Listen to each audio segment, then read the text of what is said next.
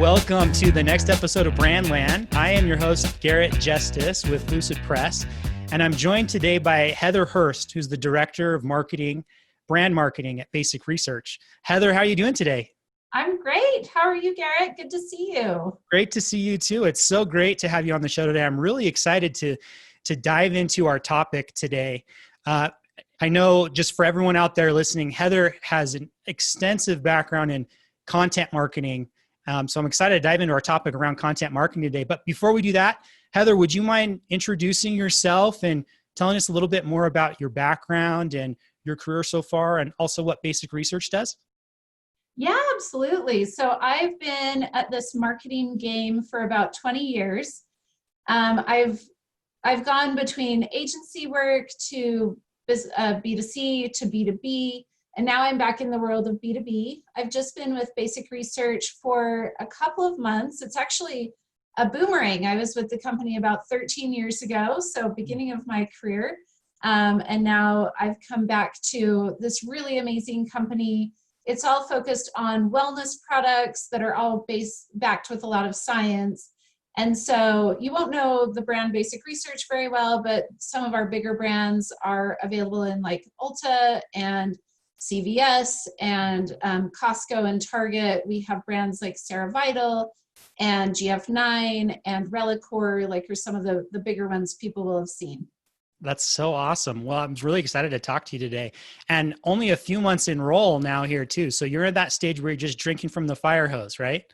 Yes, absolutely. Learning a lot every day, but feeling slightly more settled every day as well. Like I kind of know my way around the place a little better every single day. Yeah. Well, it's great that you've done that boomerang and have come back to work there too. So hopefully that helps get up to speed at least a little bit. You know what? It's been more helpful than I thought it would. Even with it having been such a long time, there's still a lot of familiarity that has been really helpful. Yeah, that's so great. Well, again, I'm super excited to jump into our topic today. And Heather, our topic today is just around keeping the customer at the center of content marketing. And I just want to say too, for everyone listening, Heather knows her stuff when it comes to this. So Heather, I don't know if you remember, but a couple of years ago, I think it was around the first time we first met, I set up time with you and someone else to just pick your brain on content marketing, where Lucid Press was pretty young and we were trying to figure this all out. And you were so helpful in giving us some awesome tips around content marketing. So she's not going to toot her own horn, but I'm going to put in a little bit of a plug for you that listen to her because she knows what she's talking about today as we talk about it.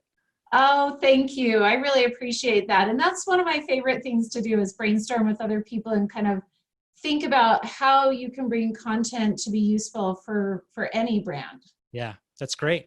Well, let's jump in, shall we? So as we were talking about this topic a little bit before, again, this topic of keeping the customer at the center of content marketing, we all know that key to building a strong brand and doing good marketing is knowing your audience, right? Mm-hmm. Yeah. And so what are some easy steps we can take to figure out who your audience is if you're a young company who's just figuring that out for the first time? Or if you're an established company, how do you know who that core audience is? Because sometimes it evolves and changes over time. Mm-hmm. Yeah, it's such a good question. And the reason that I like this topic for this interview is it's a good foundational thing we all have to be reminded of all the time. I'm reminding myself consistently to look back at the customer and ensure that what we're doing is for the customer. And when you consider who that customer is, there's a lot of different ways you can identify your customer. You can do really in-depth persona research where you do interviews, both qualitative and quantitative, with your customer base. You really analyze why they're coming to your product, what job is your product doing for them. You can do a lot of really in-depth investigation. A lot of younger brands, like you mentioned, there's a lot of startups out there. A lot of what they will do is, so it can be super in-depth, or you can talk to a few of your customers on the phone. You can look at how your social media or your digital media, how your targeting is pulling people in to see, like, when I segmented to this group of individuals, how well did that respond versus when I targeted this group of people. That can really help. And then having engagement with your consumers. Like, we have more ability to interface with our customers today than we ever had before, whether we're on the B2B side or the B2C side. You can interact with them via social media. You can do surveys out to your customers to even just ask them what they want to see and do more. A long-standing discipline within B2B is doing customer visits, whether that's via phone or live and in person. Just really like spending the time with the customer to understand who they are and how they're really using your product. Mm-hmm. And I know, like, again, from B2B to B2C, those can be so markedly different in the way that you figure out who your customer is. But spending the time is really valuable because you can see, does this message resonate? Or I built this product to do X, but actually all of my customers are using it to do Y. Mm-hmm. And so it's just like really spending the time to get to know your customer is just so key. Mm-hmm. Yeah, no, I love that. I think that's great. And, that kind of prompts another question that I have. Then most companies have multiple customer segments or multiple mm-hmm. personas. How have you, in your jobs and roles in the past, how have you thought about prioritizing those? How do you know which ones are most important, or when you have too many or too few, or like, how have you thought about that? Any tips that you have? It's a really interesting one. It's an interesting question when you think about the B2B audience, mm-hmm. because everybody wants the persona that gets them to the CEO, mm-hmm. right? Like you want the CEO or the CMO or the COO or whoever reports directly to the CEO. And I think very often the persona that's so critical that's overlooked is your champion, the person who loves your product and is evangelizing it throughout the business, and may not be the person who reports directly up to the CEO, but they can absolutely help to get you to that person if you know how to work with them the right way. Yeah. So as we look at personas, it's been a little frustrating for me through my career where we just want to jump right to the top and mm-hmm. never figure out, how do I ladder through the organization and help empower that champion persona to help get me up to that CEO or that buyer? Yeah. So that's been like, as I look at the prioritization of personas, I think you really have to start with the person who actually is going to use your product, not necessarily the one who will sign the contract for your product. Yeah. And those are two, they both have to be bought in. They both have to understand the value and the use case of your product or service. But that champion is actually going to help you sell to the contract signer. Mm-hmm. Yeah, that's such a great point. I think that so many companies overlook that sometimes, mm-hmm. that, like you said, they want to go right to the top or whoever the decision maker is who can sign the biggest check, but they overlook the importance of empowering that champion and making sure that they're a primary focus, and so that they can be empowered to do that internal selling there. Yeah. That's great. Yeah, absolutely. So one other question I have for you then too, with regards to knowing your audience, you talked about a lot of these different things that companies can do. Mm-hmm. What's been the best way for you through the course of your career to leverage the knowledge that other people at your company has? Like you mentioned, for example, in the B2B space, there might be customer visits, which might not always come from people on the marketing team, right? Mm-hmm. Or the brand team. That might come from sales, or it might come from a customer success or support. On the B2C side, if you have retail locations, it might come from the people in stores on the front lines rather than, the headquarters. So what are some tips or ways that you found it best to leverage that collective knowledge to help really know who your audience is? It's funny because depending on who you talk to within the organization, you're going to get a slightly skewed view of the customer based on where that person works. And so you do always have to have a little bit of a grain of salt of the input that you're getting from the organization. But overall, like the key is spend that time with the people who are spending the time with your customers, mm-hmm. and really get to understand how they're seeing the world through the eyes of the customer. And I like to say, we're all so busy, right? Like my calendar is booked dusk to dawn every mm-hmm. single day. I'm sure we're all in that kind of setup, but I like to say I'm in control of my calendar and I get to prioritize what makes it into my time. Mm-hmm. And this is something to really prioritize. Like no matter how busy you are, no matter how booked out your calendar is with internal meetings, this is a place to spend time with your colleagues to understand the customers if they go do a site visit or if they have a customer call, to get that feedback. And that can be done really easily through either kind of lunch and learns that you have regularly where people are sharing out to a broader audience the findings that they've gotten from customers, or asking to be a fly on the wall on a call and just listen in as either someone from product or someone from sales or other elements of the company are talking to the consumer. So you can hear what the customer is saying and what their trigger points are. Yeah. One other thing, it's actually really funny because if you work in this world long enough of marketing, you end up being both the consumer and the marketer on different products. And as I have used products that I have friends that I know they're marketing those products, I will go to them and say, let me help share with you some of the things about your product, like from the lens of the customer. Let me help you understand where this is coming from. And I think looking for those, just any opportunity to hear the voice of the customer is really key. I know on the B2B side, for organizations that are able to have user conferences, this is where it's really great if you can afford to send your employees to like just to be on site and have some kind of role for them to be able to spend time with customers.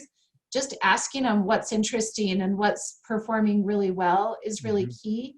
And also after that user conference, for the people who aren't able to go, spend the time to download what you learned. Because I think what happens too often, again, going back to our busy calendars, we all run off into the world and we forget to share, to cascade that information down through the organization. Yeah, such great tips. I know for me, we're more of a B2B organization today for Lucid Press. And some of the best insights that I've gotten is not necessarily a user conference we put on because we're not really big enough to do that yet, but just going to a trade show and being there at a booth and being able to talk to some of our customers who come by and just pick their brains and hear how they talk about things and the prospects. And then we all have a recap after each one of those trade shows, and we all download, and, it's all stored in a certain place, but like, that's been so insightful for me. So totally echo what you're saying there. It's different for every company, but I think those are some great tips. And you're right. It's just a matter of making sure that it's a priority, right? Yeah. And I think just understanding, how do you get to have that customer perspective? Like, one thing I love in the B2C space is you can have the opportunity to be the consumer. I can go to Ulta, for example, and I can buy our product off the shelf and I can open it just as a consumer would. Or I can order it off our website and I'll get our confirmation emails and I'll get a package delivered to my front porch. And I can see what that experience is like for myself. I also have given products to a lot of my friends and family to say, give me your feedback on the experience you're having with this product. Like, help me understand what it is you like or don't like about it. So on the B2C side, it can be really nice because everyone who lives near you might be a consumer of a product, and you can get some really great insight and feedback from them. In addition, one of my favorite things to do is to go read online reviews.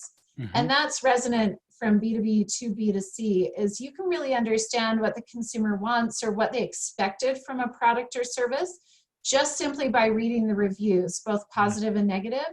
Will really give you a great view into the mind of that consumer and help you understand, okay, you didn't fully understand what our product was supposed to do for you. So how can I leverage content to help get you there? Like, how can I saw 5 people who didn't understand X, Y, or Z about the product. It's actually really easy to explain. So I'm going to solve for that problem that I'm seeing pop up over here in reviews through the customer journey and the customer experience. Yeah, I think that's such a great point. It reminded me of years ago when I worked at Target in marketing there at their headquarters. So often we would just go down to a Target store and pretend to be a customer and walk the aisles or just observe people who are there. And there's so many insights gleaned from that. I love the reviews tip too. So much good stuff there. And I love how you tie that into content. So like, we've been talking about this idea of, customer centricity and keeping that at the core of content marketing, especially. Before we get to, diving into the content marketing piece a little bit more, I think that was an excellent primer. I want to talk a little bit about, how do you get your team to rally around this idea of being customer centric, whether it's your marketing team or your extended team? How do you make that really an anchor of an organization instead of having them, rally around your product or your service or something else? How do you have that be core to your organization? Yeah, that one is always so tough, even for myself. You get so wrapped up in the business and solving a problem, you can forget that I'm making this product for an actual human to consume, right? Like I'm writing this content for a person. A few things that are really, really great are we've all been big believers in testimonials for a long time. I really love that process of sharing testimonials with your team as you're working on projects to say, look at this person had this need, or they love this thing about our product. This is the person, like look in their eyes, they are a human. Mm-hmm. This person is who we're marketing this for. And we really need to do a good job for this person who loves our product and is evangelizing our product for us. So Yeah. I think reminding the team of the consumer is really good. I also think bringing people back to that just simple reminder that this is not about what the business wants. This is about what the customer wants. And I think sometimes we can get really wrapped up in, like, for example, the business may have spent millions of dollars and millions of man hours developing a feature for a product, but ultimately it's not about that feature. It's about the benefit it's going to drive for the consumer, and really helping the team understand we're talking about the benefit for customers. They don't care how we got them there. They do, and that's great. But we really need to remember this consumer is at the front of what we're trying to solve for. So I think really bringing that person back again and again is just such a great reminder. One thing that's been really great with our products at Basic Research is we are very tuned into who purchases, who's looking to buy our products. And so it makes it so easy to say, don't do this because that person who wants this thing is much younger than our target demographic. Or do this because it's really going to resonate with the consumer we're targeting to. So it just makes the conversations a lot more productive as well. Yeah, great ideas. Your comments reminded me too of, some of the stuff that we've done that I've really enjoyed.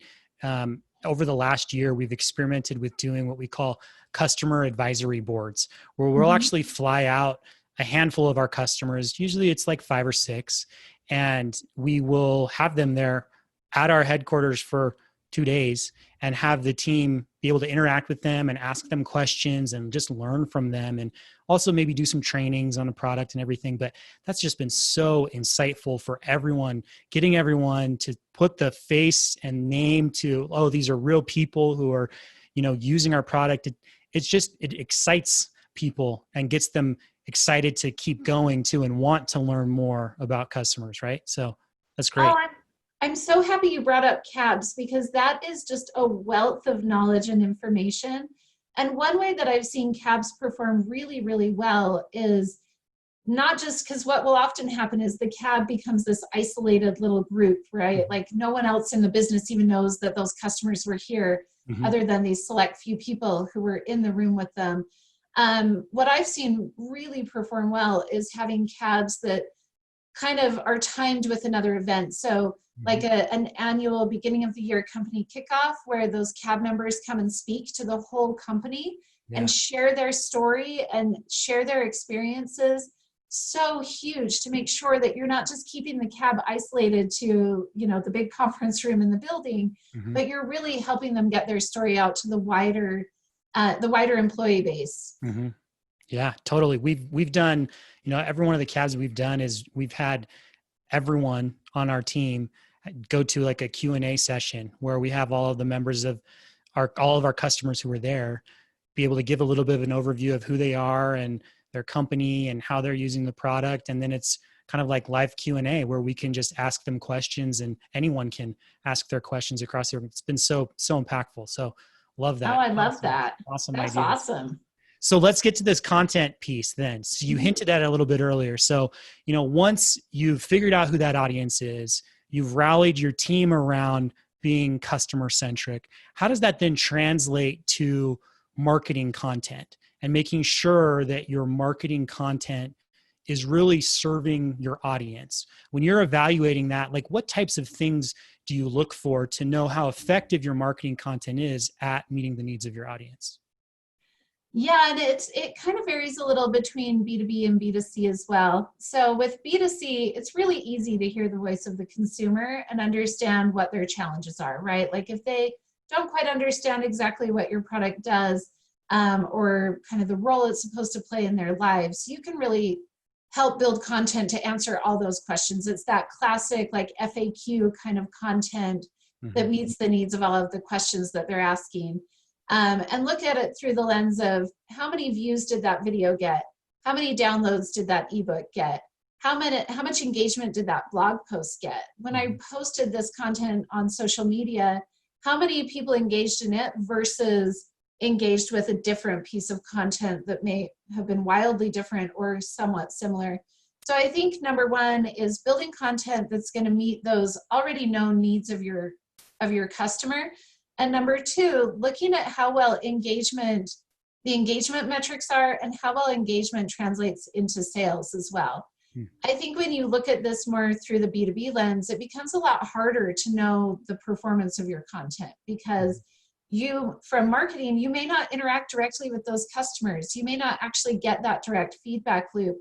So depending on the role, like the job that content was supposed to do for your business, I think looking to your stakeholders to get some feedback from them is really helpful. So talk to the sales team and understand if I made content that was meant to help drive sales forward, did it actually do that? Mm-hmm. And have like the trust in that sales team that you'll make modifications based on their feedback.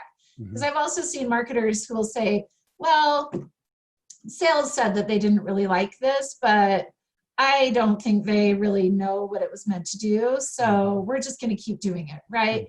Like really having that point of feedback with your key stakeholders within the business and or your direct customers to really see like, did it actually do the thing it was meant to do? Yeah, I think those are such great points. One thing that comes to mind for me is I think a lot of times when it comes to marketing content, we forget that one of the best ways to judge how good it was or how successful it is was it consumed?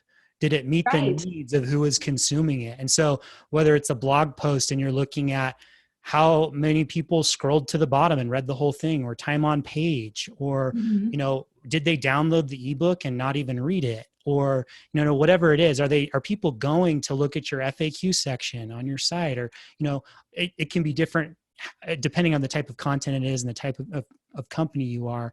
But consumption of your marketing content is often the goal, not Right. just putting it out there and hoping that it meets a need, right? So Right. Like I've said often that what we tend to do is we tend to think in terms of the publication of content as being the check mark that it's done, right? Rather than having publication number one be tied to a strategic objective. So like a conversation I had with Robert Rose years ago, I remember him asking, or he mentioned he had asked a lot of his customers, why did you pick today to publish that thing that you published? And usually they'll say, because we finished it today. So we published it today.